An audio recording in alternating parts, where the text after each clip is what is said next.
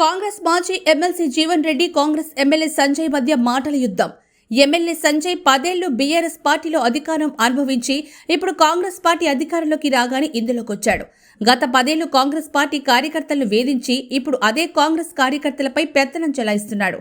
కాంగ్రెస్ మాజీ ఎమ్మెల్సీ జీవన్ రెడ్డి, నేనింకా కాంగ్రెస్ పార్టీలో సభ్యత్వం తీసుకోలేదు. జీవన్ రెడ్డికి నా మీద ఎందుకంత అసహనం? నాకు ఇదే చివరి ఎన్నికలు అన్న జీవన్ రెడ్డి 2023లో ఎందుకు పోటీ చేశాడు? కాంగ్రెస్ ఎమ్మెల్యే సంజయ్, గత దశాబ్ద కాలం ఏ అధికారాన్ని అంటుపెట్టుకొని దౌర్జన్యాలతో సామాన్య ప్రజానికపై కాంగ్రెస్ పార్టీ కార్యకర్తలపై రాష్ట్రానికి పాల్పడ్డారు. మళ్ళీ టీఆర్ఎస్ పార్టీ నాయకులు ఏదైతుందో, మళ్ళా కాంగ్రెస్ పార్టీ ముసుగులో ఏదైతుందో మన రాజ్యాధికారాన్ని చేయించుకునే ప్రయత్నం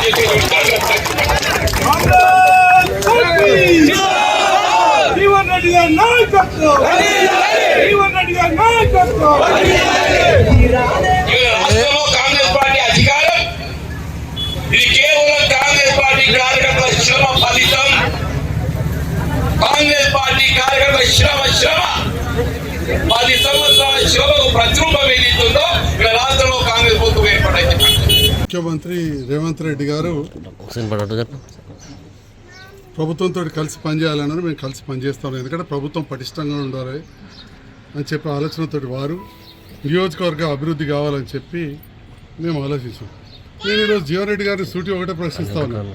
అసెంబ్లీ ఎలక్షన్లో మిమ్మల్ని మా నాయకులు ప్రజలు ఓడగొట్టిన తర్వాత మళ్ళీ కాంగ్రెస్ పార్టీ మీకు ఎంపీ టికెట్ ఇచ్చినప్పుడు ఎంతమంది బీఆర్ఎస్ నాయకులను మీరు కండవ కప్పి చేర్చుకోలేదండి? అంటే మీరు కండవ కప్పి పార్టీలో చేర్చుకున్నప్పుడు మీకు ఇవన్నీ జ్ఞాపకం రాలేదా? పాత కాంగ్రెస్ నాయకులు మా నారాయణ రెడ్డి అనో ఇట్లాంటి వాళ్ళందరూ పాత వాళ్ళు ఉన్నారు, మరి వాళ్ళకి ఇబ్బంది అవుతుందని చెప్పి ఆలోచన రాలేదా? 2 ఎంపీపీలను చేసుకున్నారు, మున్సిపల్ చైర్మన్ చేసుకున్నారు, దాదాపు 20 మంది పైన సర్పంచులు మీకు వ్యతిరేకంగా పనిచేసి నాకు పనిచేసిన వాళ్ళని మీరు మీ ఎంపీ ఎలక్షన్లు అప్పుడు చేర్చుకున్నారు, పిఎస్సిఎస్ చైర్మన్లను చేర్చుకున్నారు, డైరెక్టర్లను చేర్చుకున్నారు, ఎంతోమంది వివిధ కుల సంఘాల పెద్దలు చేర్చుకున్నారు. మరి అప్పుడు 2023 ఎలక్షన్లో నాకు పెద్ద ఎత్తున మద్దతు ఇచ్చిన నాయకులను మీరు ప్రభుత్వం వచ్చిందని చెప్పి మీకు అన్ని రకాల చూసుకుంటామని చెప్పి మీ ఎంపీ ఎలక్షన్లు అప్పుడు మీరు పార్టీలో జాయిన్ చేసుకోలేదా?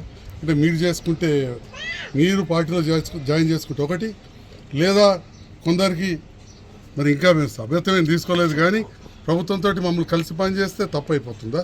ఇది నేను జీవన్ రెడ్డి గారు సూటిగా ప్రశ్నిస్తున్నా. ఎందుకంత అసహనం వ్యక్తం చేస్తున్నారు పెద్దలు? వారు ఈ వయసులో చాలా, నేను వారికి నీతులు చెప్పాల్సింది కాదు, వారే అన్నారు కొన్ని గ్రామాలలో ఇదే చివరి ఎలక్షన్, వచ్చే ఎలక్షన్ వరకు అని చెప్పి ఇక కొన్ని మాటలు అన్నారు.